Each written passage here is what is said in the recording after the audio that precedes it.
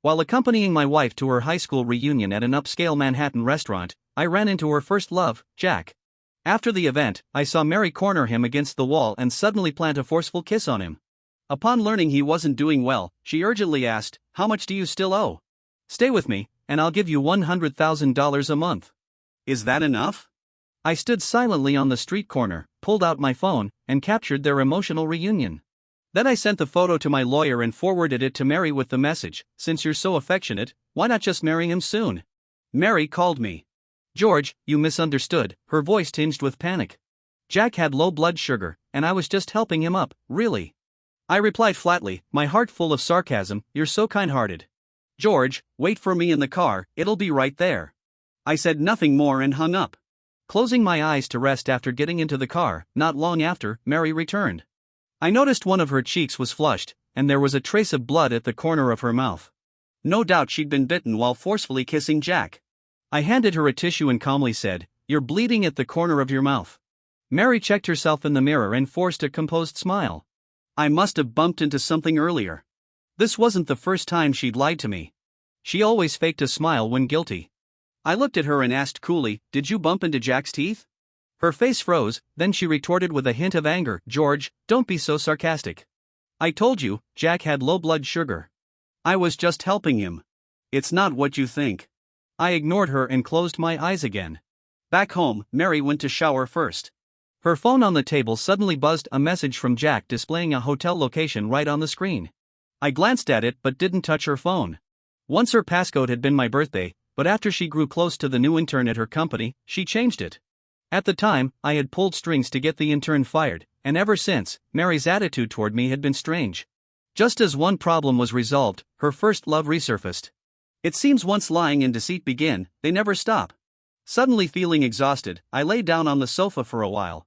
Mary stepped out of the shower in her nightgown and froze when she saw Jack's message on her phone. She shot me a suspicious glance before tentatively asking, "Why are you still sitting here so late?" "Just tired, took a nap," I replied. Seeing my calm demeanor, her tension eased slightly as she read the message.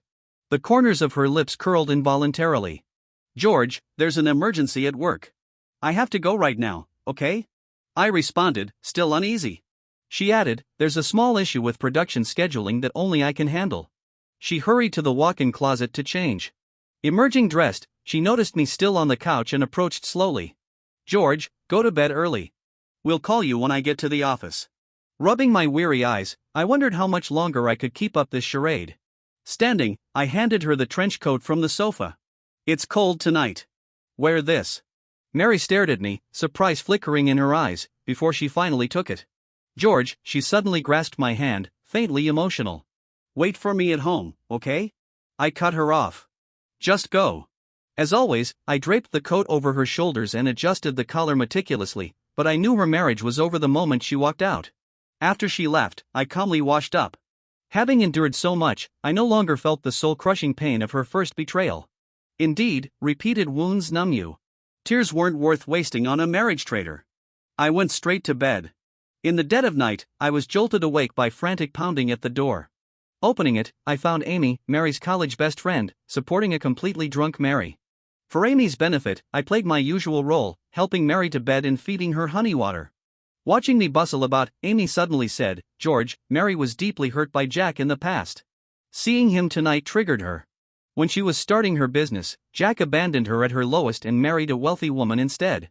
She's never gotten over it. You're the one who helped her achieve what she has now." Amy's words laid bare Mary's lies.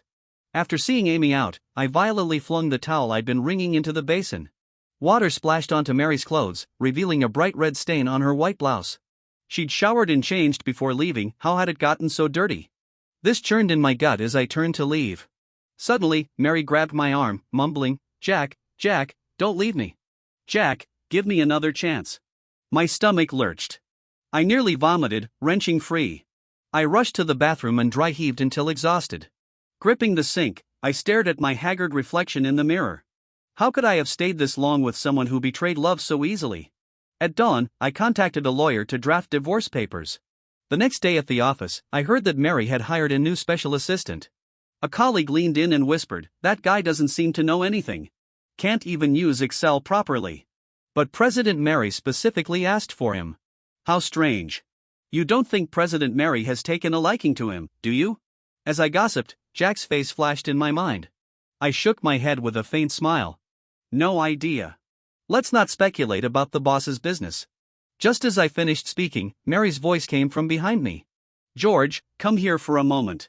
No one at the company knew I was Mary's husband.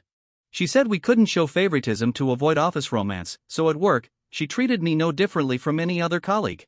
I followed Mary into our office. She closed the door, stepped forward, and wrapped her arms around mine, murmuring softly, "George, I need to discuss something with you. My college classmate Jack is looking for a job, and I was thinking of giving him a chance here." What do you think? I gently pulled away, my tone turning cold. Sure, Mary. She continued, "I happen to need an assistant. I'll train him, and he'll help pick things up quickly." You won't be upset, will you? I replied flatly, "Why would I be upset about you helping a friend?" She placed her hands on my shoulders, but her eyes flickered with unease. "By the way, last night Amy and I got drunk. Did I cause you any trouble when I got home? Don't be mad." She was testing me, and I despised her for feigning innocence after what she had done. Calmly, I said, "I'm not mad." Still pretending, she even moved to the guest room. "Clearly, you're upset," Mary retorted. I smirked and confronted her directly. "You were drunk, calling out someone else's name. How was I supposed to sleep?" Her expression tensed instantly. "Whose name did I call?" "It was too slurred to hear clearly," I said. Only then did she relax, trying to embrace me again. "If you didn't hear it, how do you know it wasn't your name?" Disgusted, I dodged her touch. Unable to hold back, I exposed her. "I heard clearly. To spare your dignity, don't you have any self-awareness?" Mary's face paled, guilt flashing in her eyes before she quickly masked it with feigned composure. She scowled and accused me, "George, why are you so paranoid again? Just like with that intern before you got on the board. Instead of wasting time, why don't you work on improving yourself? Don't think you can slack off just because you're my husband." Her words struck me as both laughable and heartbreaking. "President Mary, have you forgotten who stood by you and built this company from the ground up when times were toughest?" Perhaps my mention of our past struggles shamed her because her face darkened instantly. "George, what's that supposed to mean? Are you trying to take credit, or are you saying my success is all because of you?" After so many years of marriage, I had willingly supported her from behind the scenes, never expecting that all my silent efforts would mean so little in her eyes. I couldn't bear to listen anymore and turned to leave, but she yanked me back hard. "I haven't finished speaking." That pull made me lose my balance, and I stumbled, my arm hitting the glass coffee table and leaving a bloody gash. Seeing this, Mary's anger instantly vanished. "George, are you okay?" She was about to come help me when a knock sounded at the door. She quickly withdrew her hand and returned behind her desk. With a heart turned to ashes, I got up from the floor, opened the door, and walked out. Standing there was Jack, who greeted me with that annoying, suggestive smile of his. "Sorry, am I interrupting something?" I ignored him and walked straight past. Back at my desk, a colleague leaned over and whispered, "Look, the boss arranged a new employee's workstation right outside her office door. She can see him just by lifting her head." "That's way too obvious." "Painfully obvious," I muttered. I pulled out my phone to text my lawyer, prepare divorce papers for me as soon as possible. That evening, the company held a team-building event at a lively bar. As the new guy, Jack was constantly being plied with drinks by colleagues. The manager raised his glass and said, "Jack, you became the chairman's special assistant right off the bat." "That's impressive. You have to drink this one." Jack pretended reluctance but, amid the crowd's cheers, downed one glass after another, gradually getting drunk. Mary watched him silently the whole time. The manager handed me another drink. "George, you're the only one at this table who hasn't toasted yet. Hurry up and toast a new colleague." I had just taken a glass when Jack, eyes brimming with tears, put on a pitiful act. "Bro, please spare me. I really can't drink anymore." He made it seem like I was the one forcing all those drinks down his throat. I set the glass down immediately, but the colleagues kept egging him on, and Jack suddenly covered his mouth and staggered out. Mary's face darkened. She slammed her chopsticks on the table and lashed out at me. "George, haven't you caused enough trouble?" Everyone was startled, and I instantly became the target of their blame. "If you want to drink, drink by yourself. What's the point of ganging up to bully him?" With that, Mary pushed her chair back and stormed out. The colleagues exchanged uneasy glances. The manager quietly apologized. "George, sorry about this. We were just trying to liven things up. Who knew President Mary would take it this way?" She must think we were all acting on your orders to get Jack drunk. It's fine, I forced a weak smile. Since Mary had already decided I was the villain, I had no choice but to shoulder the blame. Whatever affection we once shared clearly meant nothing to her now. The colleagues continued murmuring. This drink is only 5 alcohol. How could he get so drunk? Exactly, feels like he's faking it. Who knows, maybe he's playing the victim, so calculated. I stopped listening when my lawyer called, so I stepped out to take it. As I walked back after the call, I saw Mary cornering Jack against the wall, his eyes brimming with tears. What do you want from me? Jack asked. Mary sneered, sign the agreement and stay with me. They'll give you $150,000 a month. I was about to leave when I heard Jack firmly say, no way. I stopped in my tracks, realizing Jack might not be as simple as I thought. Mary chuckled, are you sure? That night, you were the one who made the first move. And with all the debt you owe, being chased by creditors every day must be tough, huh? Jack seemed provoked and slapped Mary, shouting, you bastard, is this your revenge? Yes. Either be with me or I'll expose you to the entire industry, making sure you never find work again, Mary threatened. Then her tone softened. Jack, you should know no one loves you more than I do. Mary, I want to be the other man, Jack replied after a moment of silence. Never hearing this, I turned and walked away. After so many years of marriage to Mary, I never expected her to be this shameless, wanting to keep a lover while clinging to our marriage. How greedy. But none of that matters now. I've already decided to divorce. That night, Mary didn't come home. The next morning, Jack arrived at the office very late, looking exhausted. I had no interest in their mess and was busy discussing divorce agreement details with my lawyer. At noon, the lawyer met me at the cafe downstairs from the office, handed me the agreement, and left. Just as I was about to head back, Jack suddenly appeared in front of me. He slowly took off his sunglasses, revealing red, tearful eyes. George, I'm at my wit's end. Please help me, he pleaded. I stared at him calmly, without a word. He cautiously continued, last night, President Mary was at my place. I said flatly, I know. He froze, probably surprised by my calmness, then nervously added, I really don't want to come between your marriage, but President Mary won't let me go. He then told me his story, how he was alone, drowning in debt, forced into a marriage by his ex-girlfriend, and now a single father with a child. Though he painted himself as pitiable, what did that have to do with me? I asked, do you want me to convince Mary to let you go? Isn't that absurd? Or do you want me to divorce and hand her over to you? Jack quickly shook his head. No, I just need to borrow some money. Once I get it, I'll leave immediately. How much? $1 million? I couldn't help but laugh. Had he watched too many dramas, thinking I'd pay $1 million to make my cheating wife's lover disappear? I swear, I'll leave as soon as I get the money, he insisted. Unable to hold back, I said bluntly, honestly, Mary isn't worth $1 million. Hey, here's $5,000. If you really want to leave, buy a ticket and go anywhere to escape her. Consider it seed money for a fresh start. No need to repay. I placed the cash on the table and walked away. The next day, Jack really submitted his resignation to the company and then disappeared.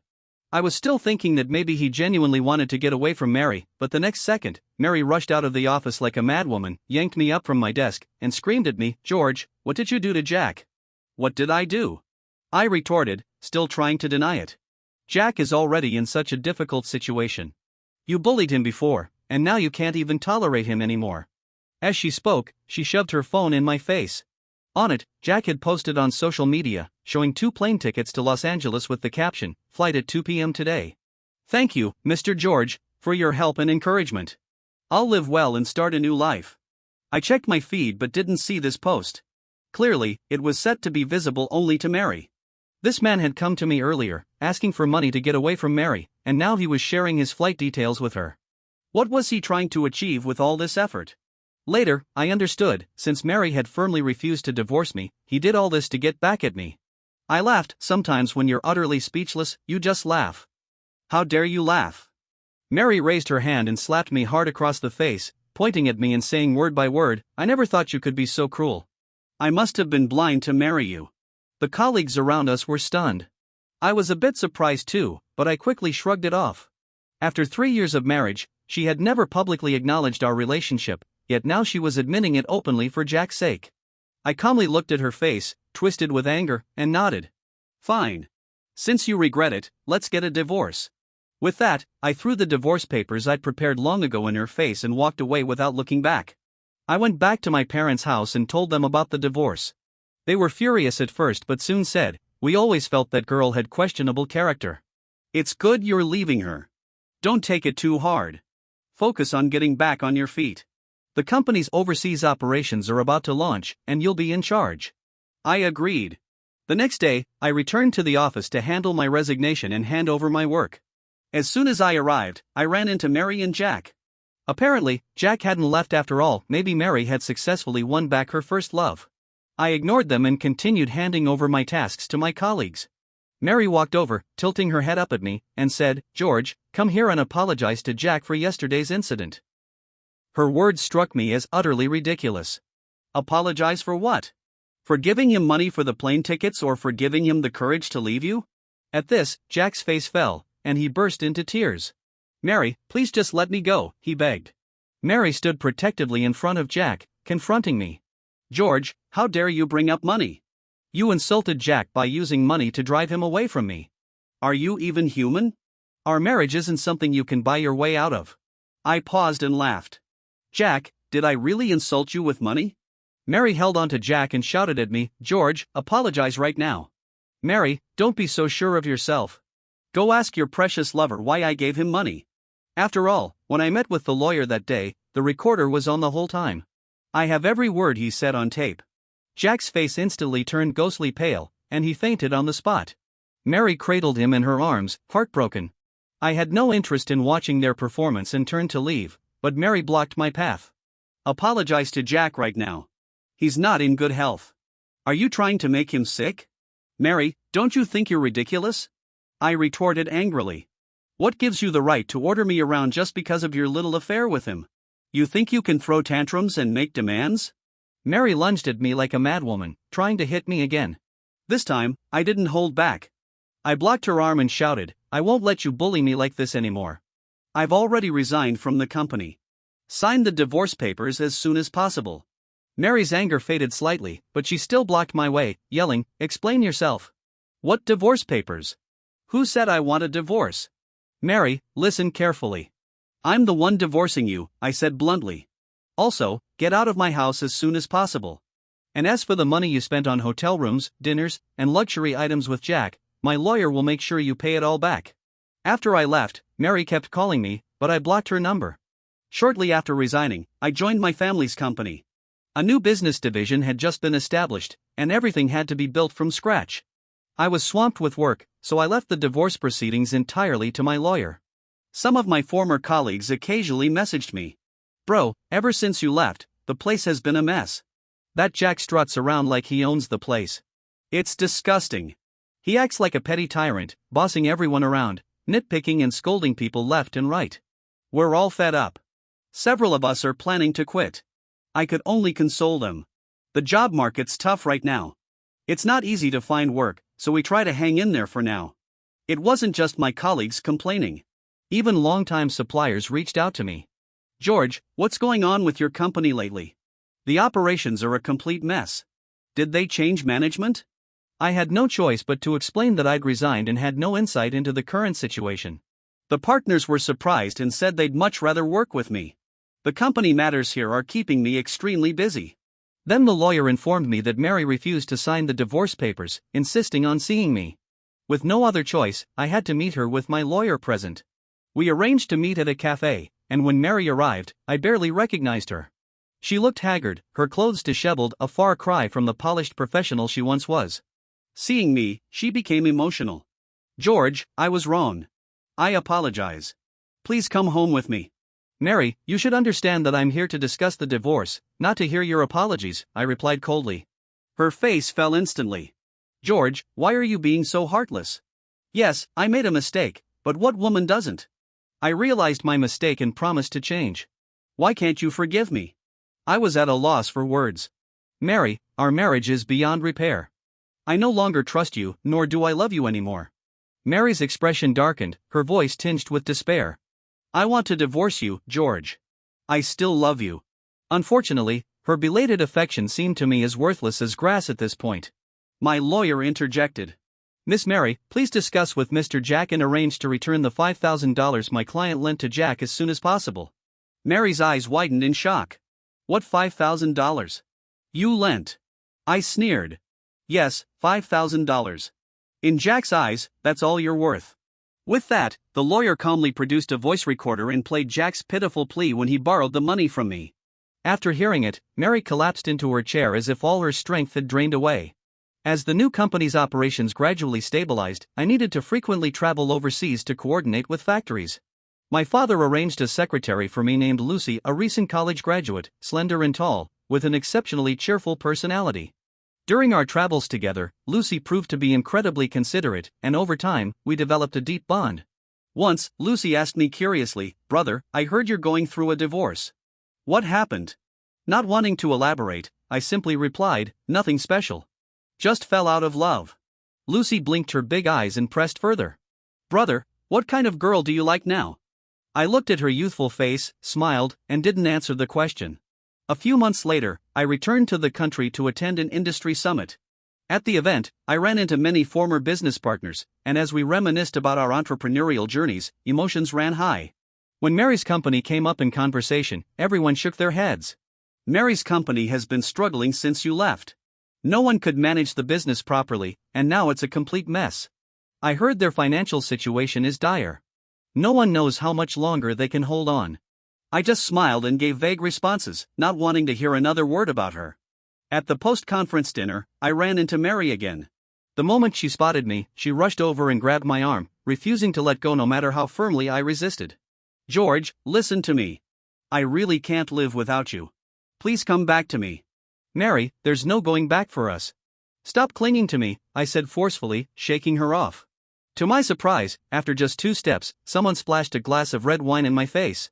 Stunned, I looked up in disbelief. It was Jack. He shouted at me in the middle of the banquet hall, "George, you keep saying you want a divorce from Mary, so why are you still clinging to her?" The commotion drew everyone's attention. Calmly, I pulled out a tissue to wipe the wine from my face and replied, "Jack, take a good look.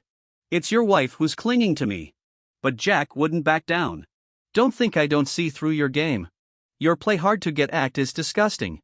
I want to know who's more shameless here, but I don't want to ask one of you to pay back the money you owe me. Also, this custom-tailored suit costs $200,000, and you just ruined it with wine. With all these cameras recording, my lawyer will be sending you the bill." Jack lunged at me like a madman, but before he could land a punch, someone slapped him hard across the face. I turned to see Mary screaming at him, "Jack, get out of here. Disappear." Clutching his red cheek, Jack sobbed, "Mary, how could you do this to me?" "Fine, I'm leaving. Don't you dare regret it." When Mary tried to grab my arm again, I recoiled in disgust. "Mary, I don't want to leave you with nothing. Sign the divorce papers as soon as possible. If you refuse, my lawyer will sue you. I have mountains of evidence of your infidelity.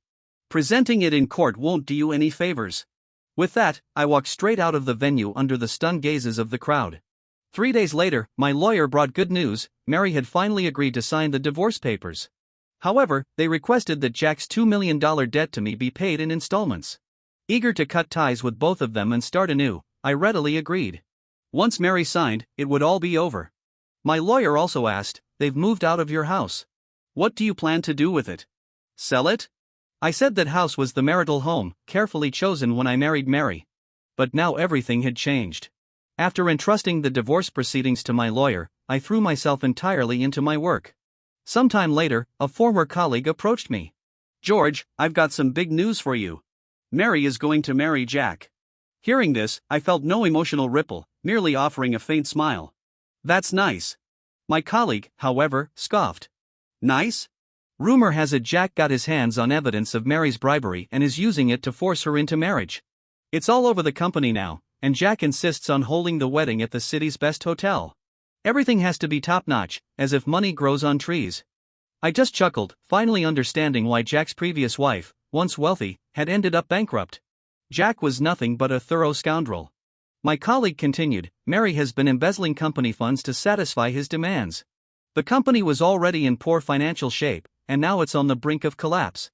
If it goes under, what will happen to all the employees?" I reassured him, "If that day comes, you can always reach out to me. After all, where there are old colleagues, there's help however I can." Sure enough, a month later, news of Mary and Jack's wedding flooded major media platforms.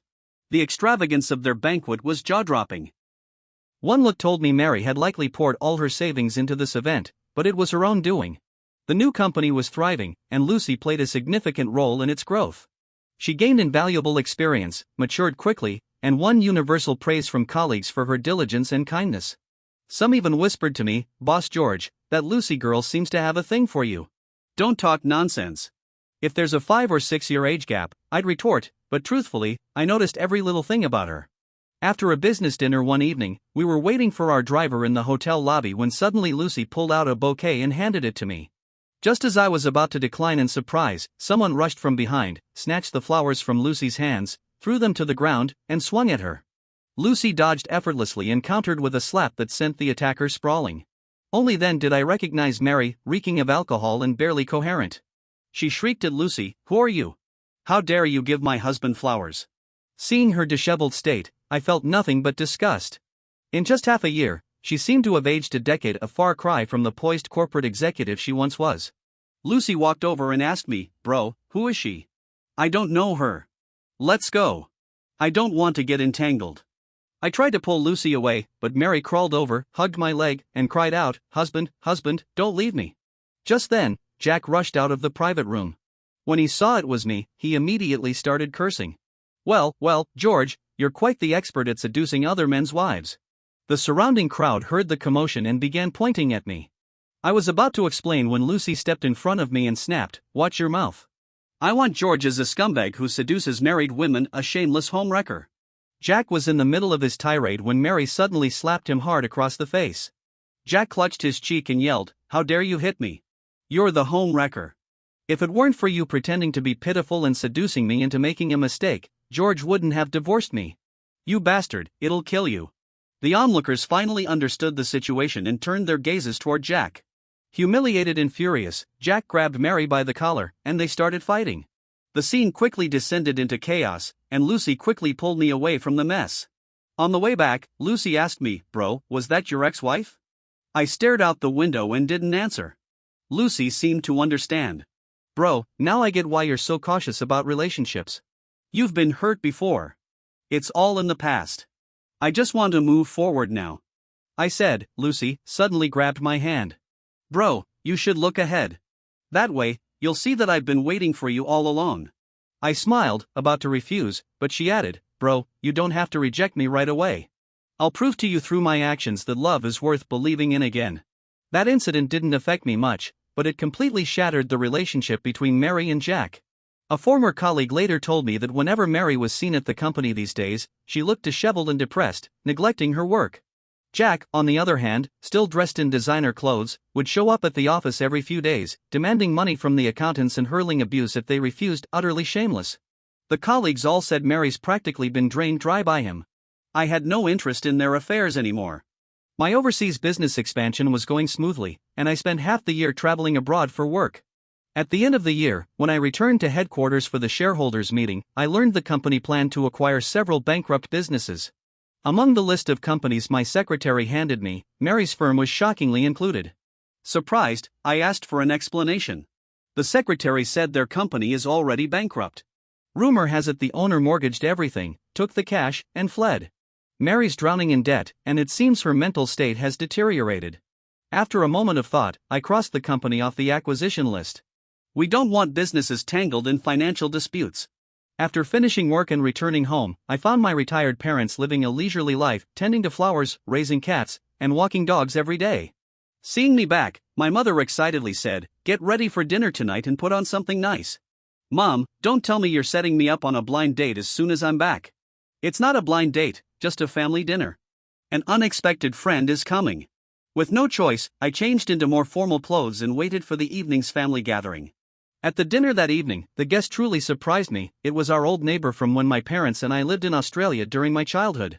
Back then, my parents were starting their business there, and I was born and lived there until my teens before returning to China. The uncle and aunt next door took great care of me, and I still remember their son and daughter, along with an adorable little dog. After so many years apart, we embraced warmly like family, sharing stories of our lives with deep emotion. Auntie CM mentioned they had been working in Australia all this time, and their son was already married with children. It's just our youngest daughter who's still single. Laughing, I recalled the chubby little sister who used to follow me and her brother around. She must be in her 20s now, long since graduated from college. As we were chatting, the doorbell rang. My mom nudged me, "You go answer it." Even though we had a housekeeper, I went to the door, puzzled. There stood Lucy, holding a large bouquet of flowers and a round cake. Startled, I quickly tried to usher her out. "What are you doing here? We have guests today. It's not a good time. It's the new year, and I brought you flowers and your favorite cake. Do you like it?"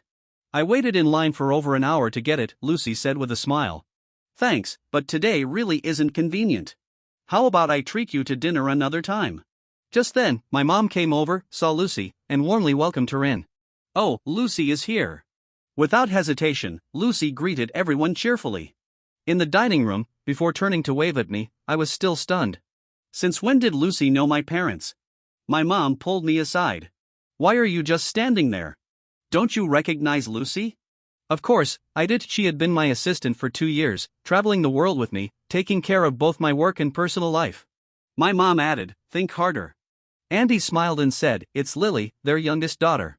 Lily, the fair, chubby little girl who used to follow me everywhere." I couldn't believe it, Lucy was Lily. Lucy gazed at me with a smile, as if saying, "You only just realized." The family dinner that night was filled with warmth, bringing me a long-lost sense of joy. Watching Lucy beside me, I slowly saw her merge with the little girl from my memories. My dad revealed that Lucy had rushed back to China after graduating, eager to find me. Learning I had just gone through a divorce, she applied to be my assistant, taking care of me in every way. Deeply moved, I finally understood why she had always been so kind to me. Teasingly, I said, "So it's my little Lily coming back for her big brother." Lucy looked at me tenderly. "Brother, I've loved you since childhood. Everyone probably knew except you. So after all this time, will you marry me?" Right there, in front of both our parents, she knelt and proposed. Overwhelmed, I cried.